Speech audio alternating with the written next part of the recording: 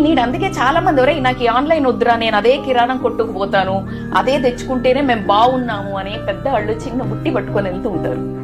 So that is how relations once బయటికి వెళ్తుంటావు. కిరాణం అన్న పెద్దనాన్న బాగున్నావానే, అన్న బాగున్నావా అని ఊర్లోకి వెళ్ళండి. మీరు బలగం సినిమా చూస్తే 100 మంది పోతుంటే 10 మంది బలకరిస్తారు. పక్కింటోడు బలకరియడండి ఈరోజు. ఎనతాళ్ళు జస్ట్ నువ్వు బయటికి వెళ్ళి కారు తీస్తుండే. డబ్బుదే ఉందండి, ఇవాళ వస్తుంది రేపు పోతుంది, ఇవాళ వస్తుందేమో ఇవాళ పోతుందేమో, రేపు కావాలంటే రాదు.